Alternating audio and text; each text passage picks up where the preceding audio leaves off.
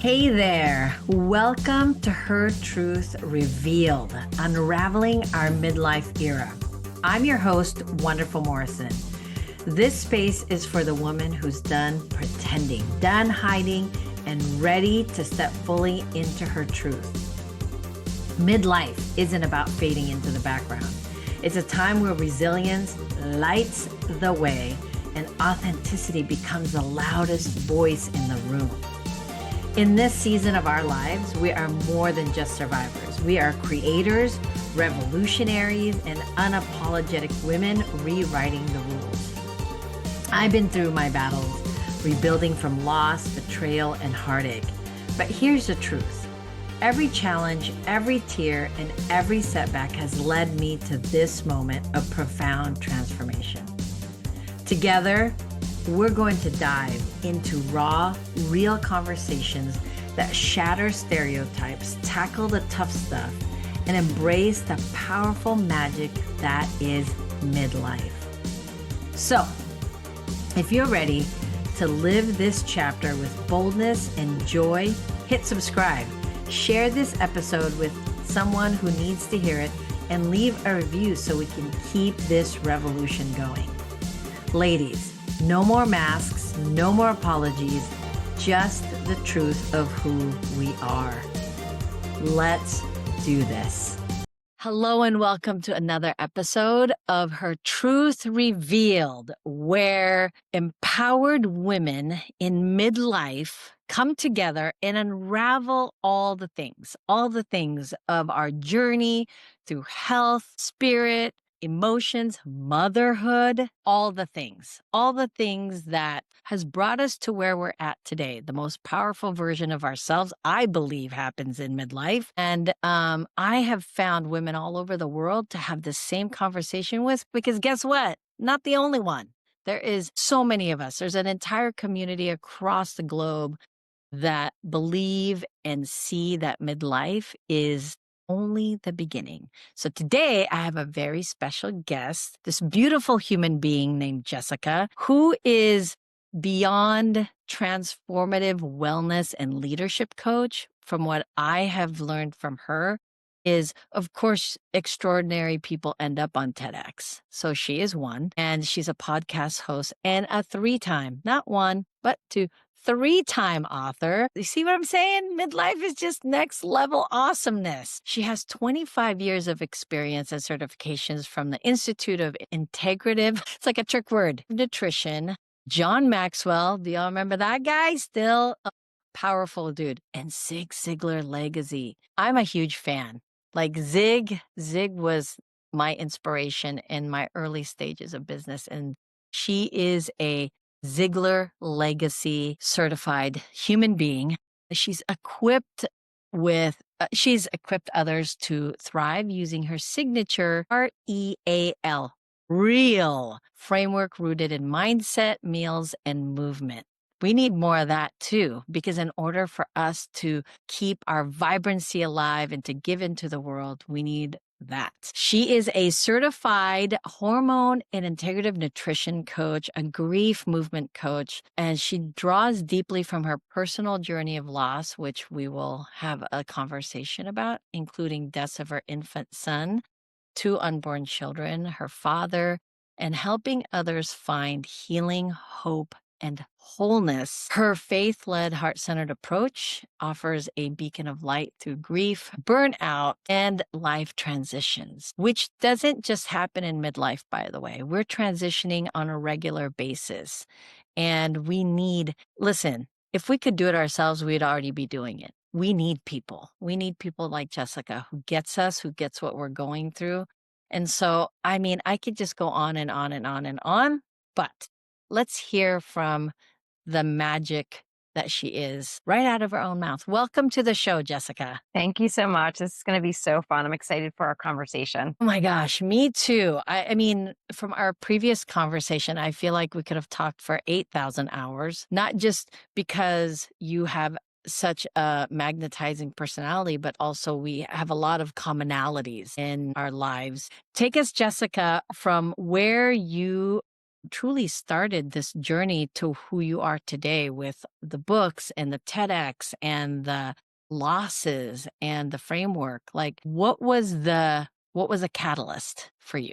Yeah, I think when we all grow up, we have an image of what our life is going to look like, right? And all the things we hope and dream to have. That typically doesn't happen for most of us. And that's okay because that's maybe not in the plans. For me, I always wanted to be, a mom of all these kids and have not the white picket fence. You don't assume things are going to happen until they do. And then Mhm. you're trying to pick up the pieces and work through it.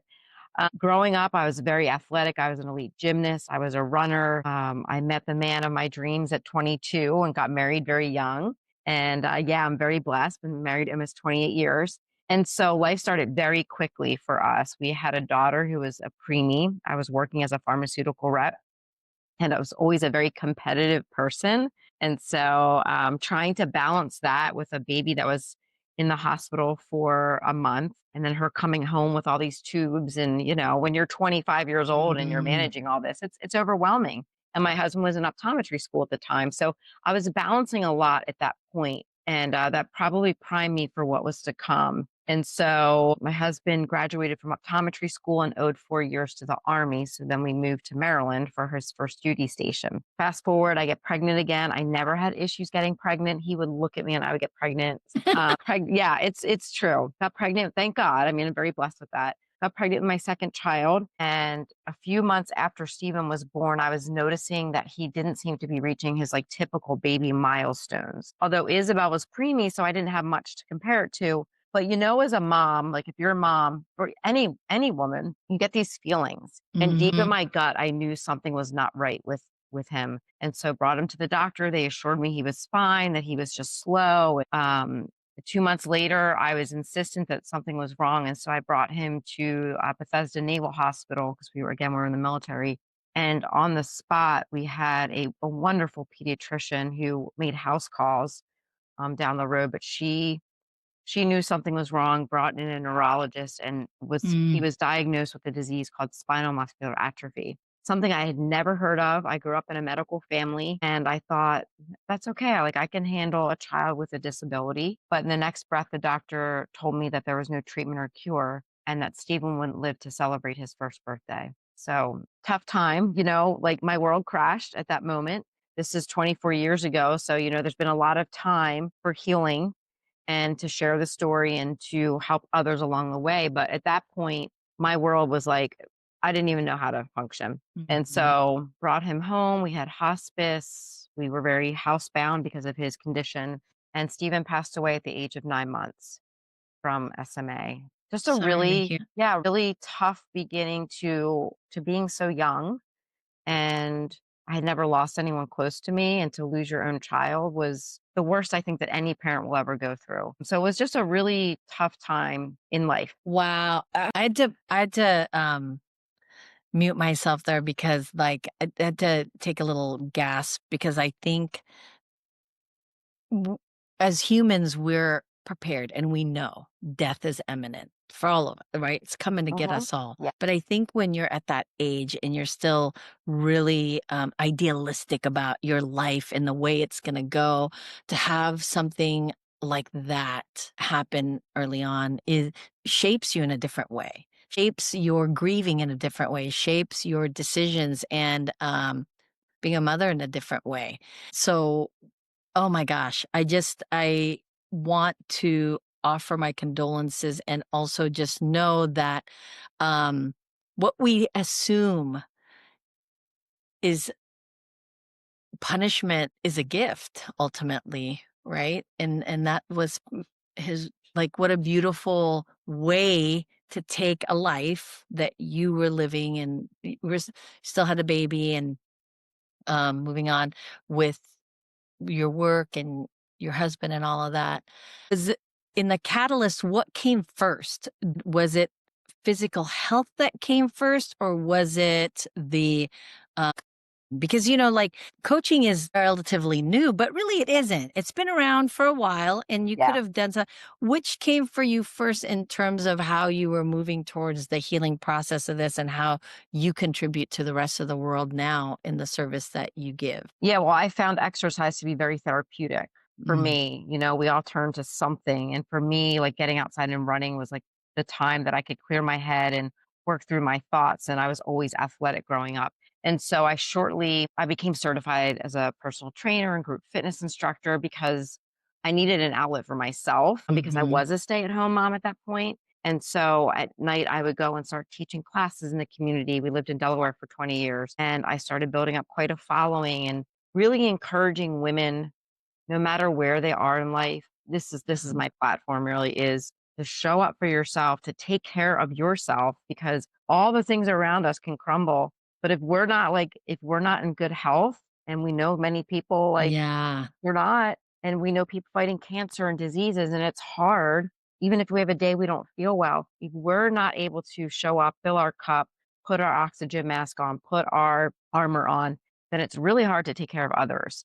And so many mhm, women that I've worked with, there's so little left for them at the end of the day that they're not taking care of themselves. And then it's like a spiral. And so that kind of promoted the beginning of my journey with helping people heal through movement. And then I just continued to like work on me to then be able to help others, because we can't help others if we're not full. We can pretend to, right, but right. unless we're truly, and I'm very authentic, like we went through a big move this year, empty nest, and went through all these changes, and it was hard. And I shared Mhm. some of that journey because I think as women we don't want others to feel bad, or we don't want to show our weaknesses. Yes. And so we internalize everything. And then what happens? It gets worse. And so it's so important as women to share what you're going through. And I saw that when I owned my gym, that so many women, they didn't know the next person was going through that. But when they started sharing, they had that commonality, like me and you, like when we talked, like we could sit for Yeah, hours and have coffee. But yeah. unless you're willing to just to be vulnerable, then change won't happen. And do you find, physical movement is such a um one of the ways that the human body can deal with stress, grief, disappointments, trauma, suffering. But when you were talking about, when these women come in and they stayed with you for probably more than just the one time of working out, right? And they're learning, is vulnerability like on a scale of 1 to 10?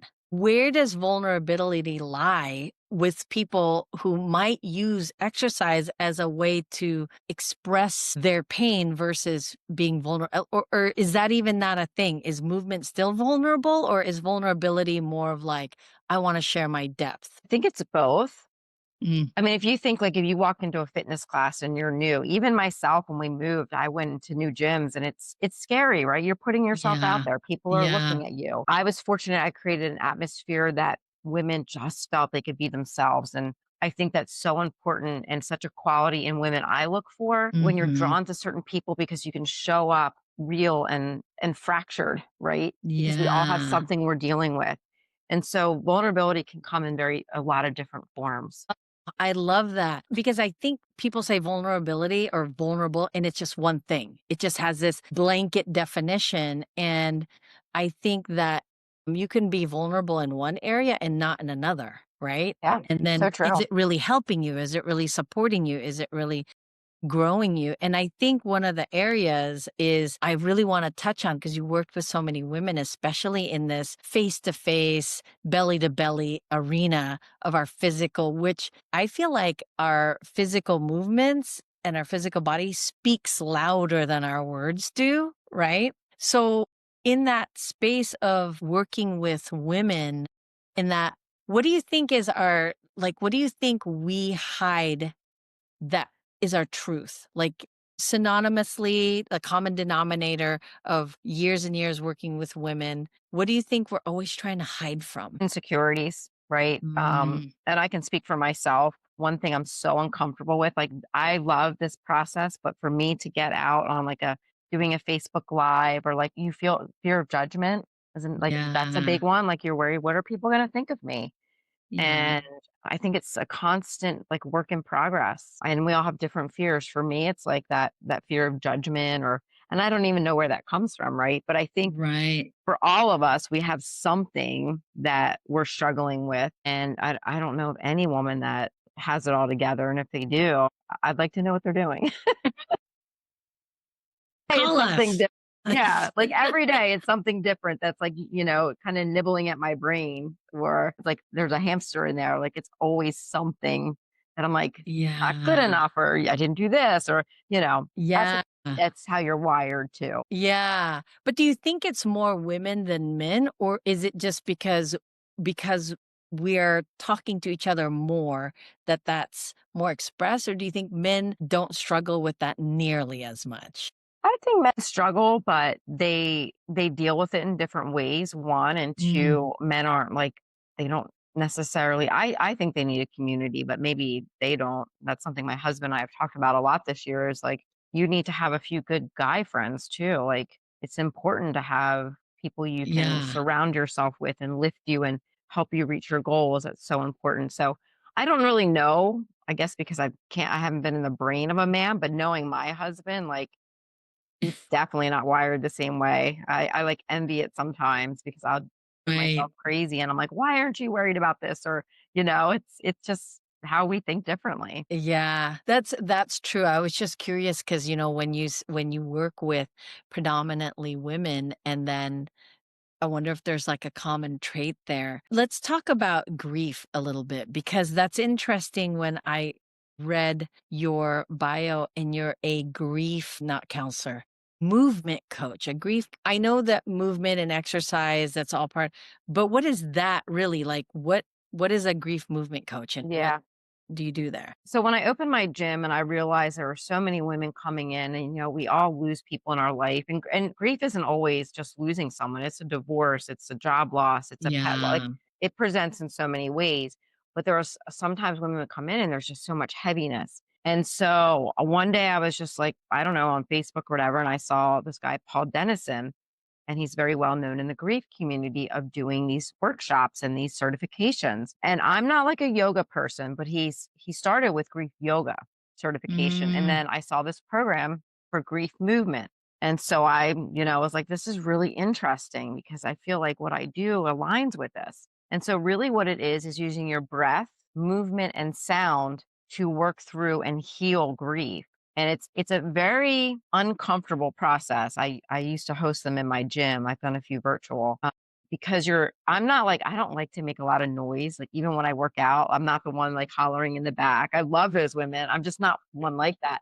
And so when I went through this process and certification, I was like, this is so like uncomfortable for me, but yeah. necessary, and we express it differently. So for me, it might be more breath and movement. For the next person, it might be more sound, like getting it out. And so it's a really good healing journey that you can incorporate even in your own room of just like using breath to heal, or, move, or whatever it may be. And it doesn't have to be a lot. I've never heard of it. That's why I was so curious. But now the way that you're describing it, it feels natural, like in your own space. Because I grew up Catholic, and quiet is the thing to be. Yeah. So making noise out in public spaces just does not sound comfortable. Yeah. However, when I was working with a forgiveness coach, and I would come face to face with my anxiety and no one's there but me, she was like, hum, hum. And I Yep. was like, hum, that just, what? And it works. It works because it's like it calms me down. And I'm like, oh my gosh, this is interesting. And, there's so many variations of yoga, and some really specify in the breath work. And we never think breathing is so, It's centering. It's very centering. my gosh, and grounding, very Uh-huh. grounding. In the moment of anxiety and grief, most of us are never taught how to deal with it in the moment. No. So what we know how to do is suppress or find distraction, Yes. find something else to do So I other did for than a long feel that. time. Yeah, I did that for a long time. Yeah. So that's a great next journey to take, is when we think of distraction, especially women, right? What we hear out in the world is like, "Oh, you're doing all the things. You're doing the most." Okay, if I have multiple children, I am not trying to do the most. I have a lot to do. Period. But then there's other language. It's like, well, you're distracting yourself instead of being alone. Like when they say take a nap when the kids take a nap and you don't do it and you're cleaning the house, give us a really clear view of the responsibilities, different stages, right, of parenthood, and then what it means to really self heal and work with your grief and be in that space, or even women who are like, God, I would love to go to a gym, but I don't even have it in me today. Yeah. Like, how do we revise that to where it's not you have to, but it's Yep. part of who we are, but not also keep hearing these messages of like, you're just distracting yourself. Seriously. Yeah. Yeah. I mean, the journey's going to be different for every single human being, right? So what works for me isn't going to work for the next person in anything, in nutrition and movement and lifting, in grief healing, in working through trauma. It's going to be different for everyone, different timeline. And so really it's like no judgment on yourself. And that's not to say, Mhm. that's not to let you off the hook, Yeah. right? To be like, yeah, Yeah. you can just go ahead and open that bottle and drink till you pass out. You got to Yeah. face it at some point. You got to face it, but some people aren't ready right away, right? I mean, I lost my dad and it's been almost 18 years and my mom still has a lot of his things around the house. So who am I to judge that? Right. And Yeah. so I think a big part of it is the acceptance of that we're all going to heal at our own pace, and trauma and grief are different for every human being. I mean, you also hear people that they lose someone in their life that you think would be significant, but maybe that person they had a lot of conflict with and they feel kind of relieved. Maybe that was their Right. abuser. And so it's different for everyone. And so I would say it's just kind of giving yourself grace, but also Mhm. facing it too and asking for help. Yeah. I love that you highlighted that facing it because that's really the opposite of distraction, right? We don't have a list of like, hey, these are the things that are distracting you. But you'll know because, like you said, is if you're not willing to face that pain, then you are choosing into distraction. And my mom, it took me 10 years to get over her, like 10 years. And I say that with such certainty because for 10 years I couldn't drive to Costco without crying in the parking lot because that was Yeah. our thing. It was our Uh-huh. thing that we did. Or there were certain shows like I can't watch Golden Girls without Yeah. right because that was our thing together. And death is again, it's something we can't escape, but it's also so permanent when it happens that the person still here is the person who is going through whatever the experience is that they're going through. And I love that you say it's individual because I think we have too much of this blanket statement for everything. Like, oh, this is the 7 stages of grief.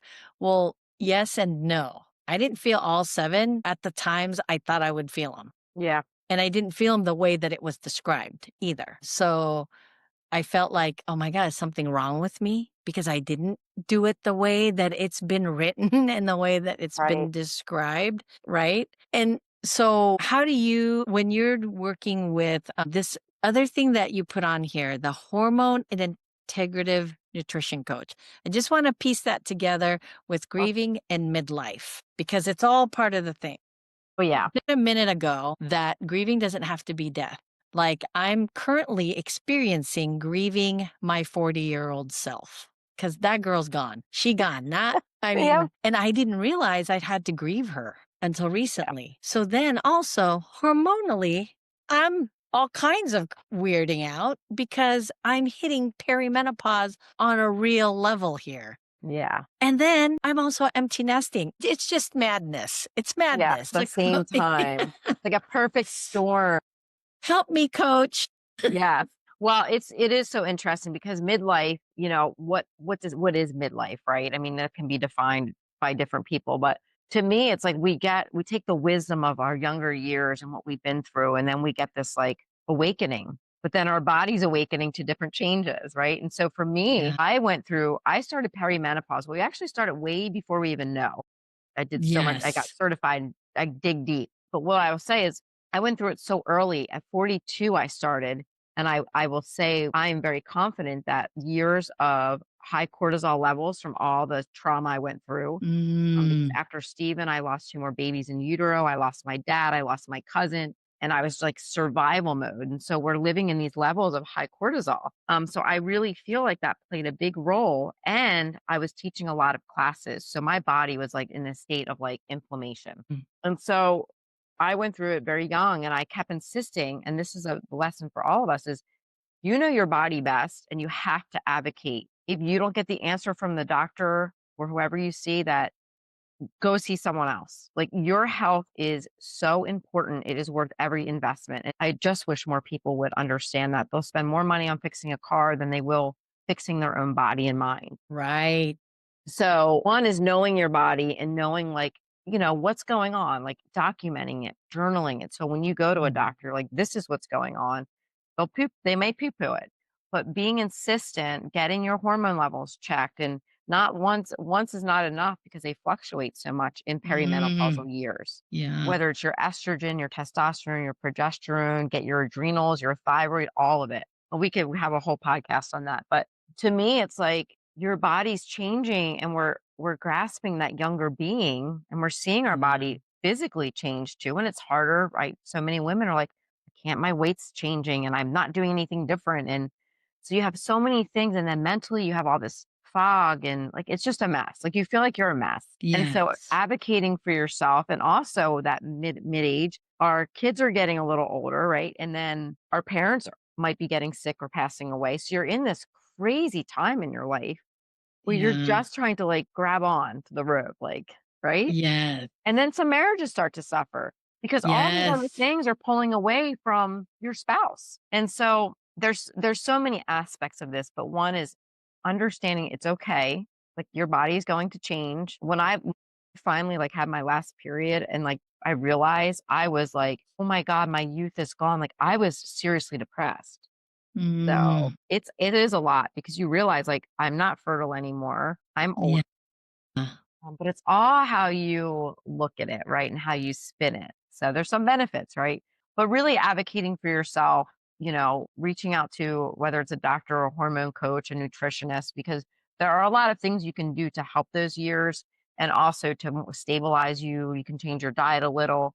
Sleep is imperative. There's all these little things that play a role, but it's really knowing your body best and advocating. And I think this is why there's been such a influx of language and conversations and books and literature on menopause and midlife because women are just making more strides in leadership roles and spaces that gives us more platforms to speak louder and things like that. Mm-hmm. But also recognizing that we need people like you who like just you saying all the descriptions that I know I'm feeling parts of, and then you follow it, it's okay.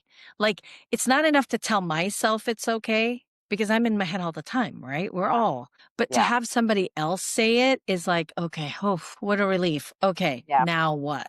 Right? And when you said you started earlier in 42, I've heard that so much. And when I look back, if I did a timeline, I'm like, oh yeah, I could totally see that's when it started. When women are coming to you for as a nutritionist and a hormone guide, what is the common thing they come in for? Is it like life stress? Is that because they can't recognize, right? They don't really recognize. Is it life stress or is it life is falling apart? Which sounds like, girl, that's the same thing. It's not. Because, like you said, marriages, like they've been together 20 some years, and all of a sudden one of them just like, don't think I like you now. You couldn't Yeah. have told me that 5 years in. Like you had to wait 25, 30 years. Like that's insane. Or when I was in my 20s, I recall women in their 50s being so secretive about it was like Yeah. whispered. And I was like, oh gosh, I hope I never get depressed because they Yeah. didn't say anything more. So when they come to you, where do you see this common thread of like, if you could just tell 100 women like this one message, what would that be? Because you've seen a common trait in Yeah, well, first mankind. I would say if I could reach the younger women, like is to take care of yourself, right? Don't think you got to do for everyone else and have your kids in Yeah. 800 sports and run nonstop. Take care of yourself in little ways. It doesn't have to be hitting the gym for an hour, but fuel your body with good food, get rest, move your body throughout the day. Again, I have a free Mhm. Facebook group for women I can share, but I put little tips in Yeah. there. So that would be one. Like start as soon as you can. Don't wait. Foster Yeah. your marriage if you're married. Yeah. Because if you're not taking time to foster the person that you fell in love with that created this family, what do you think's going to happen? It's the same Yeah. thing that happens with our mind and body if we're neglecting it. It's and I saw this so often with the women I worked with is their kids left home and like you said, you're an empty nester and there was nothing was fostered. There was no connection with their spouse, so they fall out of love. And Yeah. so I think for the big connector for women is they're unhappy with themselves because they Mm. have prioritized everything and everyone else. And I found myself slipping away and many times that way, like doing it all for me, I always exercise was always part of it, but there are other things that I didn't do as well. And so I would say just like they don't feel good about themselves. And Oh, so how do we like what's the next step, right? What do I need to do yeah. to feel better? And part of it is how we feel and look. If you have a lot of inflammation in your body, you're going to have extra weight. You're going to have pains. You're not going to feel good about yourself. And so there's a lot of little things you can do along the way to heal. But I think you just let the cat out of the bag that no one says. There's many, many ways that other people have described it, but really it just comes down to this one thing. We're not happy. We're not happy with who we are. And I feel like I'm at the point now where I'm okay to admit that because I'm looking for the solution for it. Right. I'm looking for a solution of how to not be unhappy. And it's not just in moving to a new house or buying a new car. It's could be your hormone imbalance. Like you said, get your blood test, do the things that because it might not be what you think is in your head. Yeah. It I might mean, really be an imbalance. I talk to so many women and it's like their thyroid is off. They have hyperthyroidism. They didn't know. So that they're gaining weight and they're sluggish and their skin's dry. Like you have to know what's going on internally to then treat. I mean, I can do a lot without the blood work, like looking at like a baseline and asking people about their overall lifestyle and their stress, Mhm. which sometimes we're not honest about. But when we Yeah. really like dig deep and we realize, okay, well, these are the things that are going on, and I am, like I said, very realistic. My whole real framework is based on being realistic, is Mhm. changing one thing at a time. Because if you're trying to make all these changes, what do you think? Like, you're not going to succeed. It's not realistic. Right. And so it's like, what can you do now? And once you master that, then it's like a building block, right? We got to fix the foundation. Yeah, I thank you for mentioning that because remember when the 10,000 steps thing was a big thing? Everybody, like, I got to get my steps in. But then women would be frustrated because nothing changed, right? It's like, oh my God, I've been hitting my 10,000 steps regularly, all this kind, but nothing changed. But I think, like what you're saying, there's so much more to just that. It's not one thing. You don't Yeah. just do one thing. You It's a have to puzzle. go inside out. That's a big. So tell us a little bit what that inside out looks like, because the way that we just kind of described it is like, get your blood work done and really see what the inflammation is. What else are we saying when we say go from the inside out? I mean, a big part of it is your gut biome. Like, and that comes down to nutrition and stress. I mean, those are the two keys. Mm, Like I said, I mentioned cortisol levels. If you're operating at high cortisol levels, that creates inflammation. It creates belly discomfort. It creates weight gain. So mm, it's really important to look at your life and figure out what you can kind of take off your plate, or not all the time can we, but some ways to manage the stress. yeah, And then nutrition is, and again, what you can eat and what I can eat can be totally different based on so many different variations. yeah, And so if people are having issues like with their stomach or bloating or allergies, like do a food journal. Write down what you're eating for a week and document. Yeah, it takes a little time, but document how you feel. Because I know that certain vegetables, I love vegetables, but they tear my gut up. yeah, Or like milk. I mean, there's just certain things. And then sometimes the hormones, if you're at certain points in your cycle, certain foods are going to bother you more. So again, it is like a puzzle, but yeah, inflammation really starts with what we're putting in our mouth and our yeah. stress. Well, and I think what you hit on is we can't, like, food journaling is part of the beginning process of self awareness. Because if you're not paying attention to yourself, what does it matter how many times you've written broccoli? Because at this point, you shouldn't be keeping writing broccoli if that's the thing that's like Yep. responding to your inflammation or Mhm. something like that. Because that's what I found. I was like, oh man, when my mom passed away from cancer, the messaging at the time for nutrition was eat greens, greens, greens. And the darker the green, the better. Well, because my natural habitat is from an island where those types of greens didn't grow, my body was acclimated to leafy greens, not Yeah. complex Yeah. greens. So complex greens actually gave me massive inflammation. And I thought, there's no way it's broccoli. Yeah. It's Yeah. supposed to True. be good for you. And I was like, I'm sick of bok choy. I'm over it.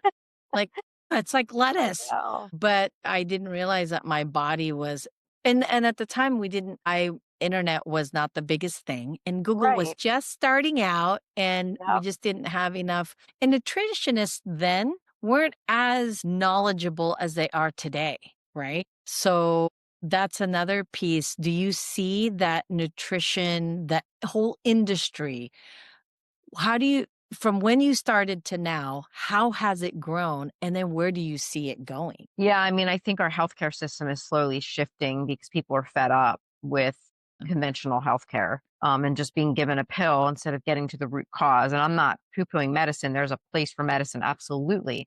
But oftentimes you don't need it. You need to fix the issue, whether it's Mhm. typically nutrition, right? Or lack of movement. I mean, I worked with a client, she had massive like pain on her body, bad knees. She lost 80 pounds. Well, what do you think happened? She didn't need any meds because she doesn't have Yeah. diabetes. She doesn't have knee pain. And so a lot of times the quick fix is not the answer and can create more problems. And so again, that goes back to advocating for yourself, but also like you said, being self-aware. Like what am I doing to my body? How am I abusing it and how am I treating it? And because our Yeah. body is a gift and too many people just don't treat it that way. So Yeah. I think there's a massive shift towards more holistic approaches, and nutrition is, there's been so much in the news about all of that, but I think just knowing what you're eating, being able to pronounce the ingredients, this goes back to our ancestors. Think about what they were eating.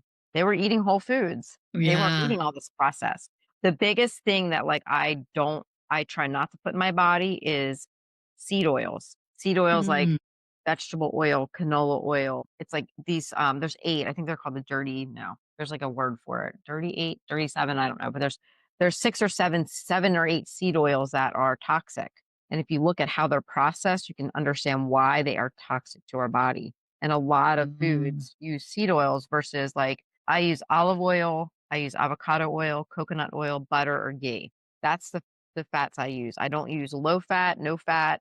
I use real food. I try to get rid of anything that's processed. Wait, go No back to chemicals. that. Like, why? So there's a massive industry in this whole less fat, no fat, right? Bad because of the chemicals. And Mm. that's leading to a lot of these cancers. Like the chemicals being used to make things healthier are not. They're creating more disease and inflammation.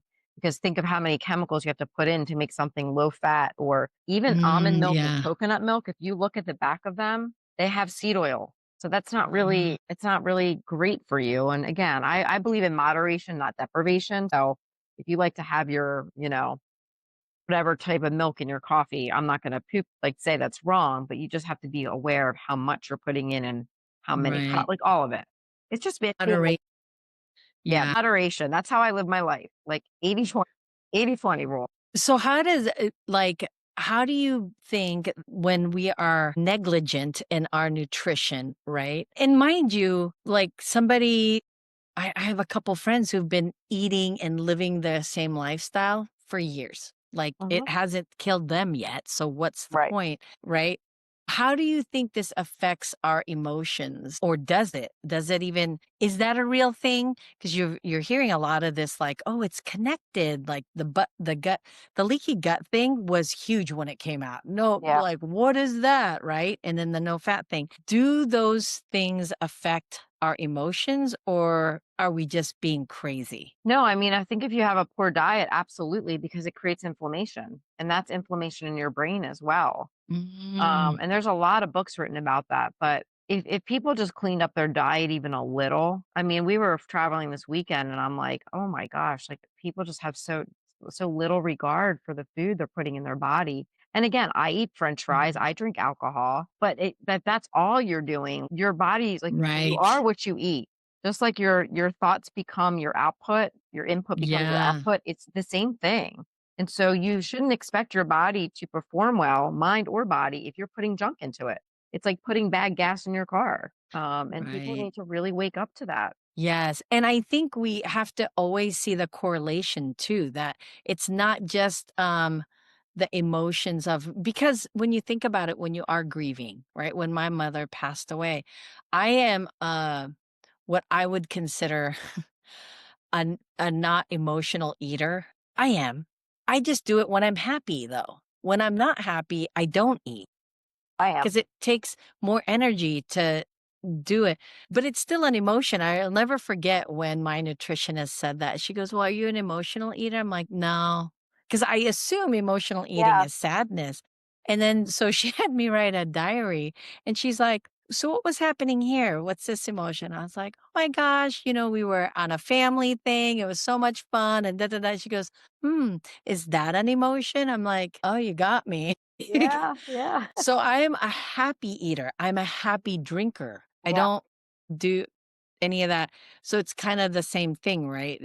And I Yeah. didn't realize that that emotion really does play such a but we are I think there's a stigma to depression, stigma to sadness where it can only look this way. It can Yeah. only act this way. It can only behave this way. Right. In your experience, how do you think how other ways does grieving and unhappiness and all the things tied to maybe not eating right express itself because a high powered CEO, right? You're thinking, oh, this guy's got it going on, or this woman, she's got a personal trainer, she's probably got a chef, the whole Right. thing. Well, I think what happens is people like you said, they hide their emotions versus expressing it and they bury themselves in work because that's Mm, another avenue I work with is leaders. Is like because typically they're neglecting their health and then they can't enjoy the yeah. fruits of their labor because they're dying young or they just work themselves to death, literally. And that was my dad's story. My TEDx was about my son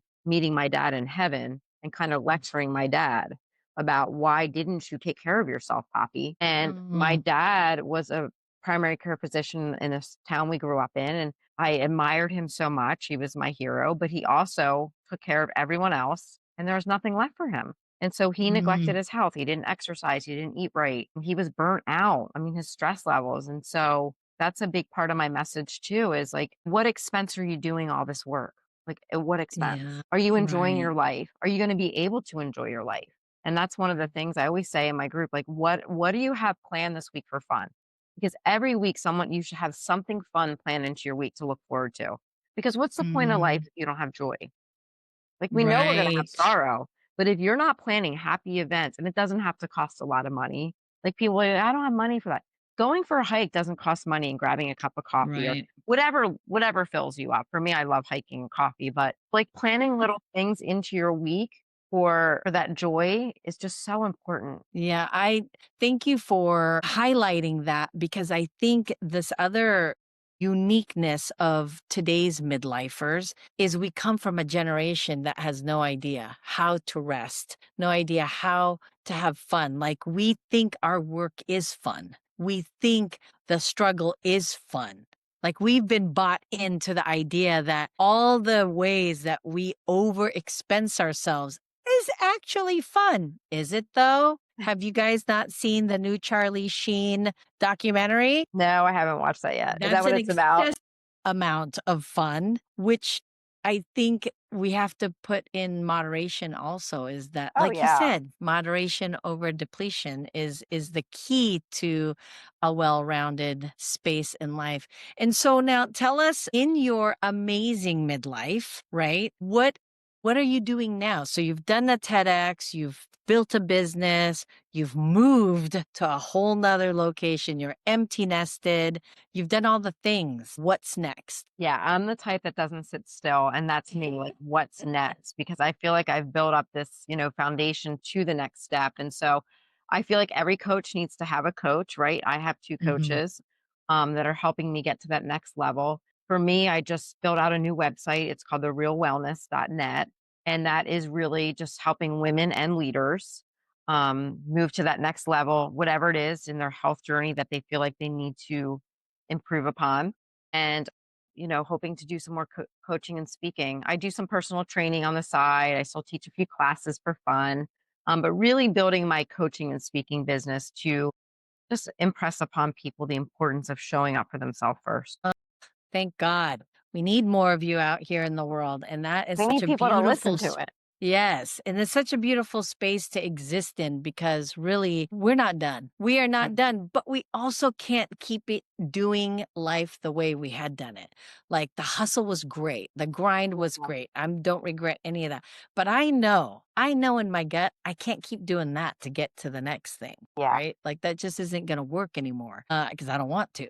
I don't want to do right. it. So, as we're getting near the end of our conversation here, I like to ask one question that I ask all my guests is if you're walking down the street and you go into your favorite coffee shop and you see 25-year-old Jessica, what would you say to her that she would actually listen to? Well, that's a good one because I think about that a lot just because I've been through so much in my life and I'm still working on this. So I can say it, but I'm still working on it is not to worry about every little thing. For me, I'm struggling and I'm struggling with it every day still. It's not enough.